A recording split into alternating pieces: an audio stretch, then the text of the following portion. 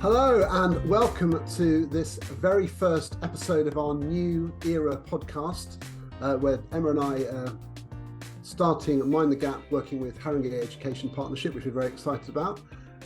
And our very first guest is Lekha Sharma. Hello, welcome. Hi, how are you doing? And thank you very much for having me. I'm very excited to be here. Yeah, I mean, we are too. We've been trying to get you on our podcast for a while now, so you'll feel like you're like hot property, and I'm very pleased that we managed to do it. I'm glad we finally managed to make it work. Emma, how are you? Here we are again in our new show, but it's the same but different. Yeah, I'm really excited actually, and slightly giddy that we've got Lekha on because I've got lots of things to ask her. And like she was saying just off there, it's twice this week I've had the luxury of her company, so I shall be looking forward to chatting. And it's great to be working with Harang as well. So we shall see how this one pans out, Mr. Sherrington. I know, I'm excited. I mean, Harang is actually the borough where I live. It's in the borough in North London, and that the office for Harang Education Partnership is about 5 minutes walk from my house. It's kind of so interesting that they're nearby, but they also do work with loads of primary schools and secondary schools, supporting their development, professional development, leadership, curriculum. It's brilliant. So I'm really chuffed that they're helping us with our podcast, spreading the word. So okay, let's do the big book show. Oh, Tom, I've not got one. I've got two. I've got both. It's funny because I think of the curriculum book that Lekha wrote. We talked about that previously on when we did one of our master classes for a curriculum. But I've been mainly focusing on your amazing Building Culture book, a handbook to harnessing human nature to create strong school teams. It's a great theme. So Lekha, we've got lots of listeners all over the place, and tell people a bit about yourself and kind of what kind of work you're currently doing. Yeah, sure. So I am a primary school teacher and leader by trade. And currently I'm a school improvement lead for the Avanti Schools Trust, and I lead on curriculum and assessment. And also kind of fascinated by all things. I think curriculum was my first kind of passion, and through that work and through the leadership journey I've been on, now I'm just like really fascinated with culture, how we can support our teams within our schools and what that means for the lived experiences of teachers that we lead. So yeah, that's a bit about me, but I think one of the things I'm most passionate about is bringing together kind of research and practice and how we can make that really tangible and accessible to both teachers and leaders. And you also write an excellent blog, which and you've got your Twitter is called Teacher Feature. So how have you been doing that? I've been doing that for a while now, actually. Yeah, it's Teacher Feature 2 because one was taken, obviously. Okay. Yeah, like the second one. So I'm number 2. But yeah, I've been doing that for a while, and again, it's just kind of like my thoughts, my reflections, my own kind of craft experience and personal thinking around leadership and school improvement. And yeah, it's kind of where I just lay down all my thoughts and just put it out there, really.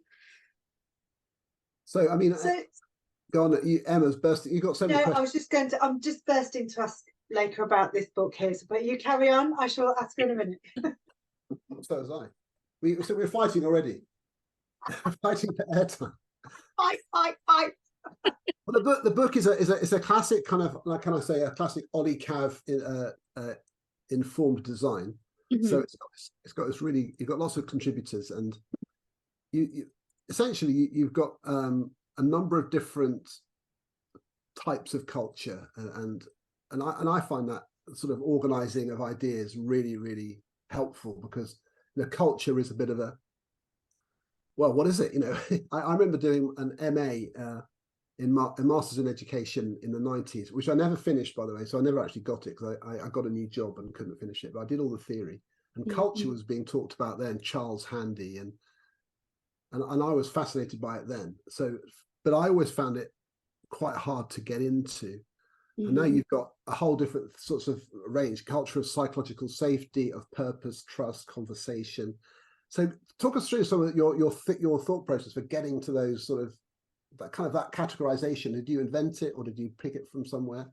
Yeah, it's really interesting, actually. I think A lot of it was kind of just my hypotheses as a leader and thinking, well, actually, these are the things, lessons learned from my own experiences as a leader that I feel have really helped in creating positive changes in the schools that I was working with, or working with really inspirational leaders that were kind of instilling these cultures and in the team that I was working in.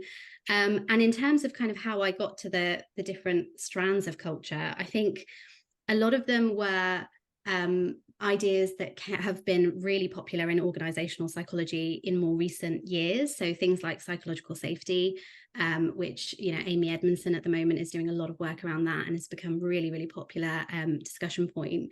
Things that are potentially not as explored in the world of education, but are really popular elsewhere, that I thought, actually, that's something that I feel we could really bring into the world of school improvement and school leadership.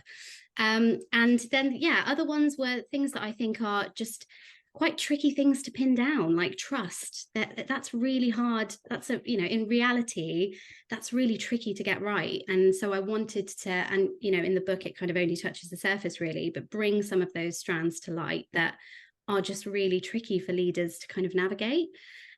So I thought about what are the kind of themes around culture that I would have loved to have known about or been aware of earlier on in my own leadership journey that might support other leaders who are maybe new to leadership or thinking about developing their own leadership. Wow, so it's a clever range of things. Then, I mean, you could call them. How many are there? 6 or 7? My brain is sort of scanning very well. I mean, I'm looking back to check right now. Yeah, it's 7. It's 7 in total. Yeah, so 7. This could be the Sharma 7. Sharma 7 dimensions of culture. We've coined it here. The Culture Heptagon. Well, there you go. Brilliant. I love it. I love we're bringing primary maths into this, Emma. Any excuse, Lekha. I'm going to let Emma answer the next question, but I'm dying to just almost like rip into every single one of them because they're all so interesting. But Emma, what's your first question? My first, it was not necessarily about the contents of the book. It was how you kind of came to the book, as in what was going on that made you think, right, I really need to pull this all together and talk about it. How did you kind of arrive at the book itself, really? Yeah, that's a great question. I mean, I beforehand, I was my big interest was curriculum and curriculum leadership and curriculum development. And I got to the stage where I'd written curriculum to classroom. I was really engaged in the work of curriculum development, both at kind of school level and trust level in various roles. And I started thinking, actually, there's a prerequisite here before we get the curriculum piece right, before we get pedagogy, assessment, all of that nitty-gritty stuff right. Without these conditions in place, it's really hard to kind of get that positive change within your school, to have that sustained school improvement over time. And I kind of thought, no, I need to kind of take it a step back, and we need to think about culture in those conditions. And there's like notoriously little, it's very thin on the ground when it comes to research around educational leadership. More recently, there's been some really, really exciting and cool stuff coming out, Professor Coe and the work from evidence-based education. But generally speaking, there's very little out there. And so I kind of stopped and thought, hold on, maybe there's something I can add to the conversation here, even if it is just bringing some strands to life that can allow leaders to have an awareness, even that awareness, or just something to get the conversation going around culture and teams and getting the conditions right. Particularly in light of all this, the kind of the larger educational landscape around recruitment and retention and wanting to keep teachers in the profession, like how as leaders can we impact that within our own schools, so that we can have a kind of healthier national picture when it comes to teachers wanting to be in the profession and feeling like they are fulfilled in their roles and feeling like it's something that's sustainable over time. So that's kind of how I got to it. And now I guess I'm thinking about those two things in tandem. So how do we get that curriculum development, the robust nature of wanting to get a really great curriculum provision in a school alongside getting those conditions right? And that is really, really tricky stuff. And currently doing some research around that I'm really interested to see how it pans out over the next year. So yeah, that's kind of what's led me to this point. It's really interesting. It's like that conversation we were having the other day about, are you ready for curriculum? Because it's like, you're not quite ready for the curriculum conversation unless this is all embedded first of all, because the curriculum can't breathe without the kind of the oxygen that the culture gives it, really. Yeah. Well, I come across this all the time, then. So this is, you're really getting into some important areas, because, so for example, what I find it a lot, because I go into schools and talk to teachers and say the head of Key Stage 2 or the head of maths, and what they say about the way they feel in the school is sometimes not exactly how the head and the senior leaders feel that they've set things up, and it's just about the decision making. So an SLT has this sort of really rich discussion about something, and then they sort of walk out the door and tell everybody what's happening, and then other people go, well, hang on a minute, where's this come from? And it's just that kind of communication gap, and sometimes perceptions of like what culture. So people will say, oh, we've got a real kind of open door culture here and all that kind of stuff, but actually when you're in the lesson and you walk into a teacher's room, the yikes, the palpable kind of tensing up. And so sometimes so all this is really interesting, and it seems to be about accountability and that need for people to have standards and be demanding of people, versus that that tipping into, well, you talk about psychological safety, people feeling that they've got to kind of dance a dance and can't be against things and so on. So what do you recommend to leaders? How do leaders know what the truth is on the ground if when they only have their own perspective?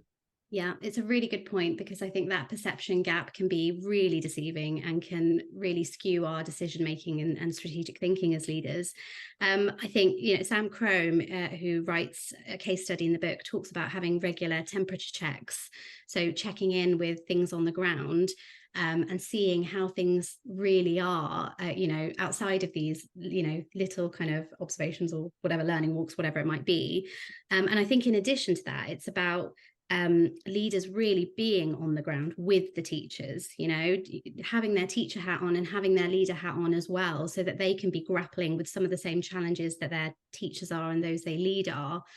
And I think that's really important. I mean, the open door policy, great example, lots of people, we have an open door policy, and there's this great visual where there's like a cactus on the door handle. Yeah, we have an open door policy, but you're going to get burnt if you open the door. And so, yeah, it is about, I think, regular temperature checks, having really open and honest conversations, but also I think in order to achieve that, there's so much stuff that comes before that. I think it's quite easy for me to say, have an open and honest conversation, but actually if a teacher feels like they can't really say what they're thinking because they're worried that it will lead to X, Y, and Z, and I think that's where this psychological safety piece comes in. And things like leaders being quite vulnerable about their own learning, their own decision making, their own lessons learned can be quite valuable in terms of modeling to teachers that actually leaders get it wrong. And leaders are still learning, and leaders are on that journey, and therefore it's okay to be on a journey and be getting it wrong and working with it and playing with it and trying to get to a better place. So I think there's so many things that leaders can do, and I think inherently leaders try to do a lot of this in their day-to-day working ways. I don't think that any leader sits there thinking, I don't want a good culture. I think there's always that really great intent. I think that if we have that kind of more sharper awareness around some of these strands, then maybe when as leaders we're planning or we're strategically thinking about implementation, we can actually plan in some really concrete actions that can open up conversations. And I'm a massive fan of like the leadership 360 model, where leaders can get some really great feedback from lots of different people within an organization. Anonymous feedback comes to the leader. They can then see the difference between their assessment of where they are on particular strands and where people who they are actually serving think they are on different strands, and see the kind of the gap between that. And I recently did one, and it was probably one of the best bits of professional development I've had, and has supported me in trying to understand how I can serve those I'm leading better. I remember I only did that once. My experience of the 360 was feeling great because I got some nice feedback, but then my chair of governors basically dismissing it, saying, well, you only asked people you knew would give you a good response. And I thought I hadn't. I thought I'd asked a range of people, but she was skeptical and therefore trashed the whole thing. So I thought, okay, well, that wasn't very helpful. but it was interesting, it was interesting how different people like perceive you, and you have to be ready for it, though, don't you? You have to be ready for the feedback on that. Yeah, I think you do. And I think it feels very personal, and that can be quite intimidating and scary. So yeah, I think you do need to be ready for that. And I think you should be seeking out your critics, and you should be seeking feedback from them. And although that is a really uncomfortable thing to do, I think it's, the best way to find all of those holes in your implementation plan ahead of going out to the entire staff and saying, this is what we're going to do now. Well, actually, what are the things that teachers know are not going to work in advance before you even go to implement whatever it is, and trying to kind of beat them to the punch and actually really have that information and really stress test your thinking before you go out there and share it more widely. So, like, the 7 strands that you've got, would you kind of advocate for leaders potentially using those as a way of identifying their blind spots in terms of what they think's going on, but actually what they might not have considered yet? Yeah, I think it's definitely worth a conversation. I recently did a session with an SLT of a school on the book, and we were just having loads of conversation around it. And we went around the table, and there were leaders who had been there for 7 years and leaders who had been there for 7 months. And it was really interesting as we went around the table, what their perception of the culture was, and how, as we went round, we were piecing this kind of jigsaw together around how psychologically safe staff felt. So I think, it's not a strict framework as such, but I definitely think it's worth leaders coming together and just reflecting on these strands and thinking, okay, how often are we rethinking? Or when something goes wrong, how often are we taking the time to actually unpick why it went wrong so that we can avoid some of that in the future? And I think because of the breakneck pace that things happen in schools, it's 100 miles an hour. We don't often get the time or protect the time or carve out the time or get the luxury of time to do those things. But actually, if we can protect some time to do that, I think it can just help with that continuous improvement. And I think it does need to be modelled really heavily from the top down. I think if your head teacher, your senior leaders can be modelling this stuff in their everyday ways of working, that's really what's going to make the biggest difference in terms of those becoming the norms with which the team kind of operate. Yeah, and I think that's really, important to talk about that explicitly as a team. But I think it's important to recognise how hard that can be. Mm-hmm. So with people who are well-intentioned, I'm just picturing the schools I've been in, SLTs of, a few of them, and,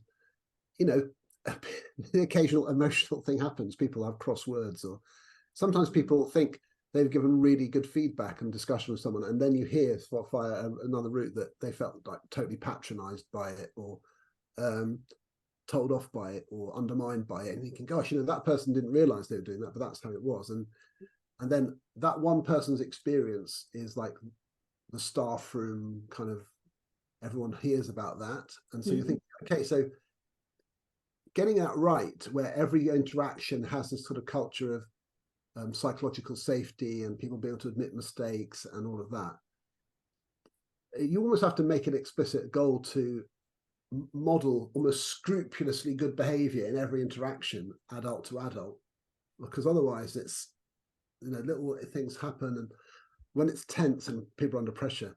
So I think it's great to be discussing it. I'm thinking of so many scenarios where I think, whoa, okay. Yeah. Are you reliving things from your past, Tom? Are you just kind of going? Sometimes like being the mediator. So sometimes,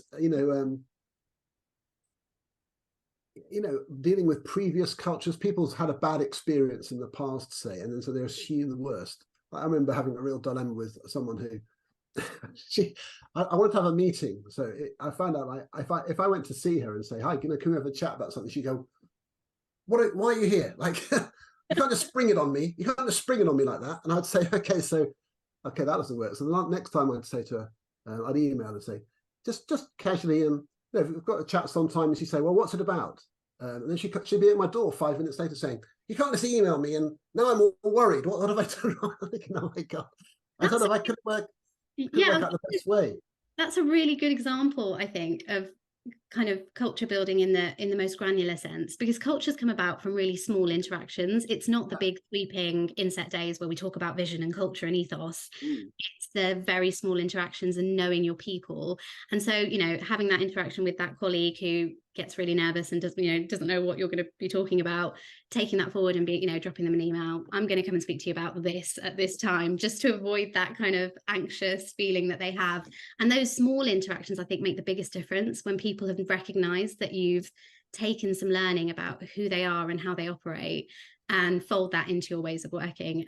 But yeah, that's the one thing I was very nervous about this book, was writing it, and it makes it look and sound really easy, and it's not. It's very, very complex and very messy, and it involves people who are very naturally have different dispositions and different values and beliefs and assumptions. So I think it is really tricky, and I think finding little things that you can do as a leader. So one thing that I've been trying to do lately is, if I do a CPD session or I have a conversation with a leadership team or a principal, I'll often come back to them maybe like 24 hours later and say, how did that land for you? Like, how did that session land for you? Or what was the key message that I left you with?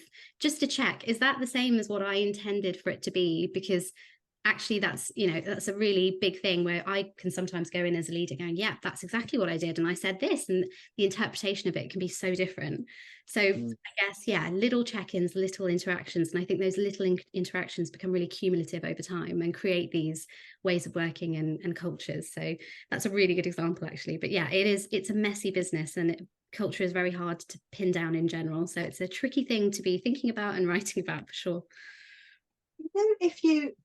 If you move to a new environment as a leader and you inherit a culture that is not particularly positive, not particularly helpful, lots of people feeling a bit fearful or without agency, or just the whole culture just feels off. How do you go about changing that? And I know you said it's kind of small steps, but if you were kind of parachuted into that situation, where would you start? Because lots of people will join schools, and in interviews everything looks rosy and everything looks lovely. It's a bit like when you buy a house and it all looks beautiful on Rightmove, and then you go in and then you find out the door's wobbly and this creaks and that does that. So when you go in, you find that it's not perfect or as lovely as you thought it was going to be. What do you do? Where do you start? That's a really good question, and I'm glad you asked, because I've been in very similar situations in leadership careers, so I can talk a little bit about that and a little bit about some stuff from the book. I think one thing that's really important if you're a new leader going into what is a hostile or maybe difficult, challenging kind of context or culture, I think it's really important you get to know the culture before you go in with your ideas about how to change it. I think understanding what's already there and what's been and gone, and the history and the story up until this point, can really inform your thinking and your I guess your strategy around how you can start establishing really positive cultures. So things like having one-to-one conversations with absolutely everyone and just getting their view on it. So you can start piecing together this wider picture, this jigsaw puzzle of where things are, why they've got here, how people are feeling about that, and what their lived experience is. And I think that is useful in terms of making people feel seen and heard, which I think is fundamentally a really important thing that leaders need to be considering, I would say. But also it gives you the opportunity to it informs your thinking and your strategy around how you can then go about making those positive changes. So that is definitely an element of that. But I think I always say this when I speak about the book, the other piece in here that I wish I had put in is a culture of high expectation, which is kind of peppered through the other strands. But actually, leaders sharing a vision and sharing a way forward that's really aspirational, that gives people the hope that things can get better, and to have the optimism, and particularly in those really challenging cultures and circumstances, to be able to say, actually, there's a better way and there's a better possibility, and we can work towards that, and we are going to get there. I think that element is really, really important. So, Mary Myatt talks about high challenge, low threat when it comes to pupil learning. I think the exact same applies for adults, right? We want that environment of really high challenge, high aspiration, but I'm going to support you to absolutely get there. And so it's kind of wanting better for everyone and wanting better for the school, and communicating that really clearly when you're in the very early days, to say, actually, I'm here because I want to go to bat for you, and I want to be here to make things better for you and for us as a team. And acknowledging what the existing challenges are and the existing kind of state of play is. I think that's really, really important. I think a big, not mistake, but I think, and I don't think, again, it's done with any sort of ill intention, when a new leader comes in and right, this is it, we are good to go, and I'm going to do X, Y, and Z, and we're going to be amazing, we're going to be outstanding by this, and it's all very well intentioned, but it almost makes someone sit there and go, well, what have I been doing for the last 5 years here then? Like, am I, but I've been working really hard and I've been trying really hard. And so I think it's important recognition of the existing culture, what the conditions are that have been making it work not so well, and then having those conversations, informing a real strategy around that, and then thinking, right, I need to improve X, Y, and Z, whether it's curriculum or assessment, whatever it is. But at the same time, I need to think about these specific strands that are going to really support people to get there. One of the things I feel like, I guess, I mean, I can say this because I can say what I like, I suppose, but there's a kind of sensitivity around this stuff. One of the things I feel irritates me every year is the kind of annual big up of the schools that are the sort of the outliers. And I always feel like they get way too much attention, so I'm not going to mention any. But nearly all of them are schools which were new, like they started as a new academy or a new free school or something, and they could say, like, this is what we're going to do. Come to our school. This is what it is. This is our vision, philosophy. This is how we do behavior management. And you kind of come or don't come. Kind of, it's setting out a stall from the beginning, and it's the same to all the parents. And those schools, but what the schools that impress me most, much more than those schools, are the ones where they have the same community, the same kids, the same teachers, and they went on a journey. Because it's much, much harder. You arrive at a school where it's just maybe in a downward spiral of confidence and expectations, and you pick that up. Or a range of teachers, from people who've just started, from people who've been there 30 years, age profile, kids with bad habits from a regime which has kind of lost its mojo a bit. That's the biggest thing. And the culture shift you've got to engineer there is an absolute beast to manage. And when schools succeed in that, I just want to punch the air. It's like, it's brilliant, and they never get the attention they deserve. That's what I feel. That's very true. And I think sometimes the misconception around culture is there's one culture, but when you're leading a team, it's like you're leading lots of mini cultures, because you've got your little tribes within your tribe. And so, it's really complex to kind of unpick those, and where there's really long-standing kind of legacy culture there, to change that, to challenge that, to kind of move that forward. It's a massive win. It's a really massive win, because it is kind of like, and a leader once said to me, culture is a bit like geology. It's really slow over a long period of time. And actually it takes a lot of work that goes into that. And having worked in a school like that, and actually, it was a school that was special measures for 13 years before it moved to a good, the feeling of satisfaction and belonging, and the culture that we were able to go on to create under some really great leadership, that was just phenomenal and felt amazing. And it was a place we all wanted to be, because the work was meaningful and the culture had been set really well by the principal we were working for and the senior leadership team. And I feel like that's why people stay in schools, because they're in a part of something amazing. They have that sense of belonging. They feel that sense of purpose. So if we can try to cultivate more of that, I feel like we'd keep teachers in schools, which was where we want them. All I could think of then, Tom, when you were talking about that, is the repair shop, where they've got that thing that's all broken down but very much loved, and they get this expert to come in and tinker with it and retain its original beauty but bring it back to its former glory. As you were talking about that, so all I could think about was, actually, you're more impressed by the repair shop than a new build. Yeah, wow. Well, it's maybe, I mean, but I just have such deep respect for people who are in a school, they've been there 20 years and they've seen a few heads come and go, and you think, well, you are the school, you make the school, and anyone who comes in, they better show you some respect, because whatever they think of your teaching and in a judgmental sense, that doesn't matter. They need to make you feel rewarded for your service and then support you on a journey of improvement.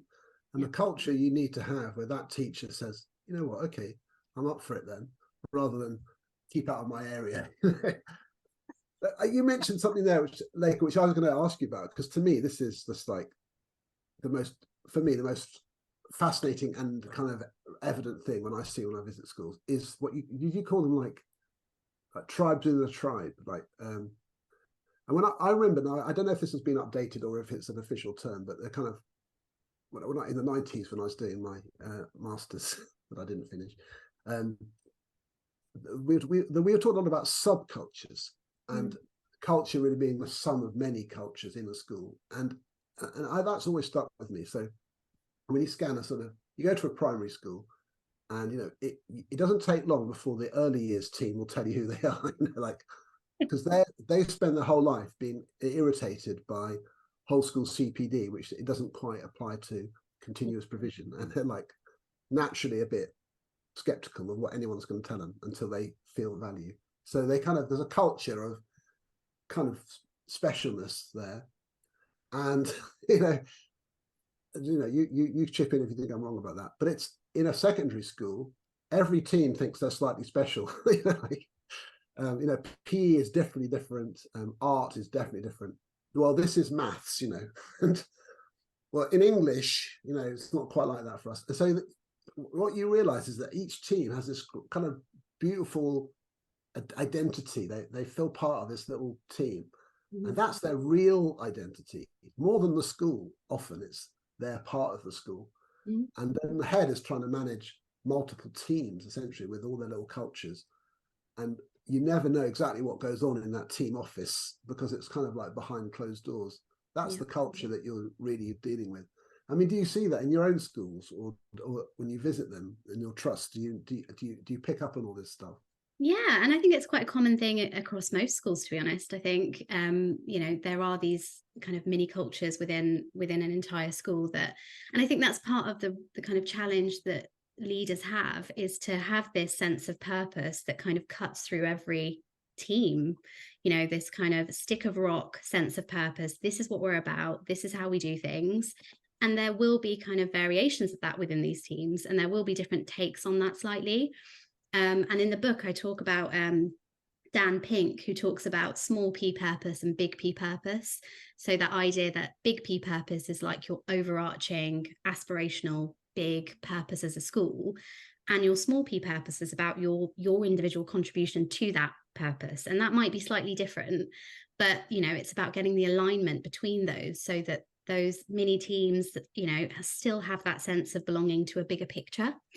And that has huge implications on curriculum, because, in a primary school, what we really want our teachers to be thinking is that, it's this big picture EYFS to year 6 piece, rather than, it's year 6 SATs and I'm the year 6 teacher, so I'm responsible for the entire, success of this entire school, or the EYFS feeling slightly left out of that long sequence, that learning journey of a pupil that walks through the door in reception and leaves at year 6. So I think having that overarching sense of purpose and knowing those teams and what they're about and what their passions are and what their individual challenges are. The EYFS is quite a common one that I see, which is, CPD is not pitched to the EYFS team, but yet they're sat there for an hour every week. So thinking about, more practically, how can we have bespoke training that's applicable to teams, but also what are those core bits of CPD that everyone can be involved in, so that we still have that sense of togetherness, belonging, and being on the same page when it comes to the overarching kind of school direction of travel. Like, where are we going as a school? Am I describing?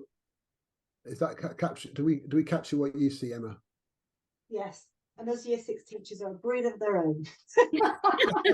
Exactly the stats. We're like a sub team potentially of one sometimes. Yeah, that's interesting, isn't it? Yeah. Well, it is, because you're the one that then deals with transition to secondary, so you're kind of bridging the gap between primary and secondary. You've always got one eye on the results. You've got you're trying to look back in the rear view mirror and see like the cohorts that are coming through. It's year 6 is a unique beast in primary, and one in which once you get in it, you're never allowed to get out of it. Very true, Emma. I think I was there for like 7 years. Just didn't leave. That solidarity, 7 years straight as well. The battle scars are there. I think it's interesting though is that sometimes people say things to me like, "Oh well, a typical maths department, that's what they're like," and I just say, "Well, no, I don't see that." So I've been in lots of schools, and I would say those sort of stereotypes never really apply. And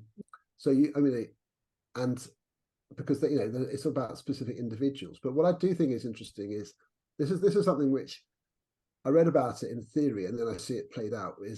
I think it was reported on by Harry Fletcher Wood a few years ago, a whole series of blogs about why CPD doesn't work. And one of the studies he cites is about the role of team culture in CPD. So, for example, if you're in a team, and it could be the year 3 team or early years or the maths department or the PE department, if your team culture when you're in your office together is, this is all basically rubbish, isn't it? It's got nothing to do with us. They're wasting our time. We don't really need this. If that's the culture you're in, it's really hard to break out of that. That's the whole mindset of backs to the wall, circle the wagons, whatever the thing is. If the culture is can do, right, we're up for it, let's do this, let's do that. How about we all do this? And there's a kind of motivational force that comes from the team leader and everyone's up for it. Then you get traction and movement. Yeah. And I think it's really worth it. I mean, I've said that to whole teams of teachers in the room, saying that's the culture that you're in, whether you're aware of it or not. So what's yours like? Are you aware of your team's culture around willingness to engage with ideas and try them out? Yeah, that is a really interesting one. And I think, I mean, I would encourage teams to just get together and just have a conversation. What is the culture of our team? And if we were to leave this team and go tell another team about what we're about, what would we say? Because I think that's a really interesting one to unpick. And, for a principal, the challenge then is to unpick and unpack what are those different stories, what are those different beliefs around CPD, whatever it might be within this, and how, where that might be causing a barrier in terms of whole school movement forward. How can I work with this team and engage with this team to try and understand where that's coming from? So again, a lot of this comes down to conversations and those small interactions and getting a sense of people and being on the ground. I feel like if you're stuck in an office doing admin, answering a billion emails, you can't be seeing what's happening. You don't have a real sense of it. And then you're making decisions that just don't last or stay afloat because you're making them on the basis of thinking that everything's hunky-dory when it's potentially not. It's amazing how far-reaching culture can be as well, because obviously we deliver a lot of training, and yourself, you've got a room full of people, potentially multiple schools represented there, and you can see straight away those where people are coming from a school where they really engage with thinking, they really want to share, they really want to talk about their ideas, are so positive about it, and other people come in and they sit there and you can see, you're either not engaged with this or you've been sent, inverted commas. And it's so interesting that the reach of the culture is not even just confined to the walls of the school or the perimeter fence, that actually it can go outside into kind of external training and interactions with colleagues from across the sector. And it's so wonderful when you do work with colleagues who are so positive and so outward facing, so willing to share ideas. Makes such a difference to then the culture of the CPD in the room. So it's that kind of the reach of it that I find absolutely fascinating as well, that it's not just in the confines of the office or the staff room or the perimeter fence, but it kind of leeches or leaks into the profession as a whole, doesn't it? Yeah, absolutely. It's that kind of emotional contagion, right? Like if you're hanging around really upbeat, positive people, that is absolutely what you get. And we all know a colleague or have worked with a colleague where potentially not as upbeat, and you just leave, you feel really kind of yourself, and it's just that kind of and trying to create that, and actually that's really hard as a leader to do, because leadership is really hard. So if you've had a really rough few days and you've had governors followed by parents' evening followed by a bunch of other things, and you've had some parents and whatever, having to kind of self-manage, that's really tricky. And then walk out and be smiling and yeah, we're good and we've got this. That's a really tricky thing to do. And I think things like supervision are really important for leaders, to give them the opportunity to go have, vent their emotions, feel like they've had that conversation about how they're feeling, and then be able to re-engage with kind of others. Yeah. But it seems like you have to be yourself, don't you? So this is one of the things I feel like so interesting about culture, leadership is so schools, I mean, this is probably not proven. I'm about to say something which is probably absolute nonsense, but I sort of feel like schools after a while can start sort of adopting the characteristics of the leadership, unless this culture is so embedded. So when I was the head of a grammar school, I never felt that was the case. I always felt like I was the temporary custodian of the school, and then I gave it back, and then my goal was to not stuff it up. I remember my wife saying to me, look, it's one of the highest performing schools in the country, don't mess it up. Like, no pressure, Tom. And that was true in the days of just measuring raw outcomes. But yeah, I mean, it has some traditions which are so strong. You could barely break them, because you were going to sing Jerusalem at the end of term, and it was brilliant, and why would you ever change it? And I had to wear a gown in assembly, which is kind of mad. But I go to some schools and I feel like they're a bit like a comfy jumper. It's a bit messy. There's stuff everywhere and no one seems to mind, and it feels cozy and nice and everyone's lovely, and it's got this kind of cozy loveliness to it with some rough edges. And you go to another school and it's like regime, tight, organized, punchy, everyone's like on it, and it feels a bit sort of regime-y, but that's what they're like, and that's everyone's. Now, people could be totally happy in both of those two different schools, but they are different types of schools. And I feel like you have to sort of, that's all right, isn't it? I mean, schools ought to have like tolerance for some variation. Yeah, I think so. And every school is unique, right? And has its own story and its own history that makes it entirely different to any other school. So I think, yeah, and I think that culture, the main thing I feel is that it should be co-constructed, right? It shouldn't be something that's imposed on others from a particular leader's ideology of what it should be like. It should be something that we co-construct together because we feel like this is the right fit for our pupils and serving this community. So yeah, I quite like going into different schools within my trust and seeing those variations in how it feels and the culture and how things are done. And I think that's absolutely kind of right, and it should be very context considerate. And I think we'd be taking a lot of the beauty and joy out of schools if we kind of expected it to be one kind of way, which I think it's important to have that variation for sure. That's my quote of the thing, that culture should be co-constructed. The Sharma 7. It'll be really embarrassing if it's not 7 now, because I don't know for sure, hand on heart. Is it 7? I'm pretty sure. I think there's 8 sections and one's the introduction and one's collective wisdom, so I think that takes us down to 6. I haven't got my glasses on, so I can't confirm or deny. We're an accurate bunch, aren't we?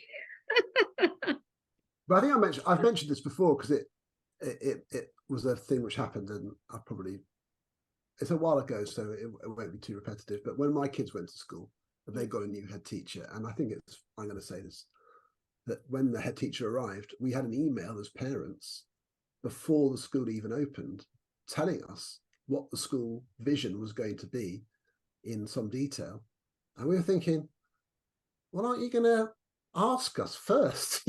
Like, it just seems that's the weirdest thing to do, to arrive to a new school and email everyone telling them your vision for the school in with this acronym there and all this stuff. I'm thinking, what? Yeah. It's all based about an analogy of a ship, and I'm thinking, really? Yeah. A ship? Like, what is this? And it all seems so.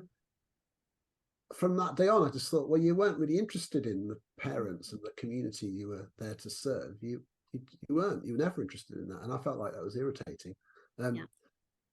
But we're going to run out of time soon, so I want to ask you about something else briefly on this whole thing. It's about trust, because one of the things that comes up a lot in discussions about teachers is that trust, and teachers should be trusted, and sometimes leaders say things like, "I trust my staff."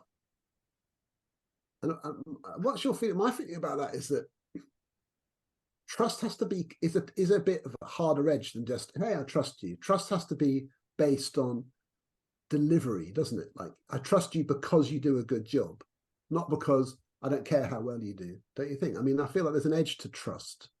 Absolutely. And one of the things that I kind of talk about in the book that has come from Professor Coe's report around school leadership is that idea that competency is really important when it comes to trust, right? We trust people who know their stuff. We trust people who we feel secure with because they've got a good handle on whatever it is that they're doing, whether they're leading us or in classrooms.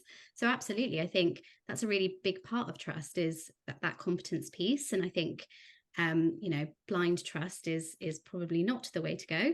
But yeah, again, I think it comes back to you can't comment on what you don't know. So I think leaders need to know their teachers really well. And, one learning walk a week, I wouldn't say is sufficient to knowing your teachers, but really engaging in conversations with them and, getting your sleeves rolled up and getting involved in some of the stuff around planning and whatever it might be, having those conversations.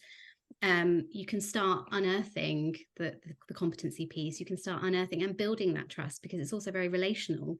It's about being together and having honest conversations and being vulnerable with each other. So yeah, I think competency is a massive part of trust. And that's the other point I think is quite important to make around culture, that it's not just about having happy schools that feel very fluffy and feel very nice.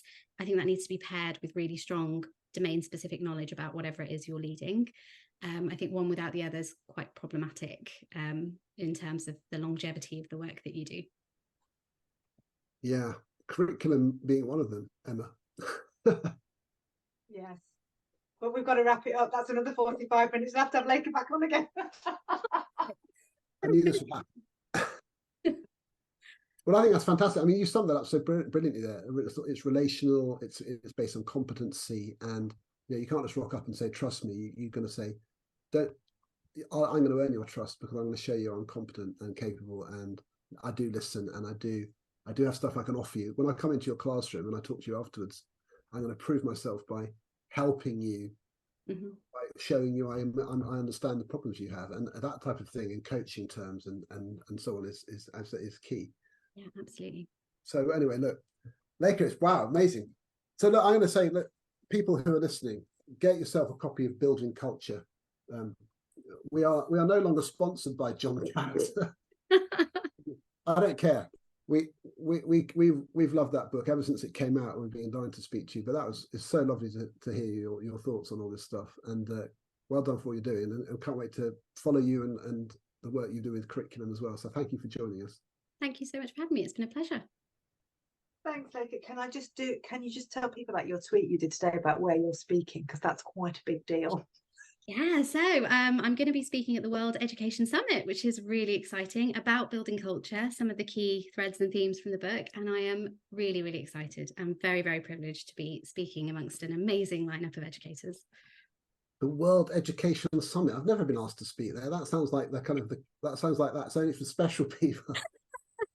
They'll be knocking on your door next time. That's like for the kings of the hill, the kings and queens of the hill.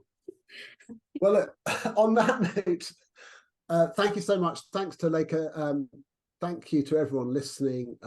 Great to be back on the airwaves, and we'll see you really soon. Thank you very much.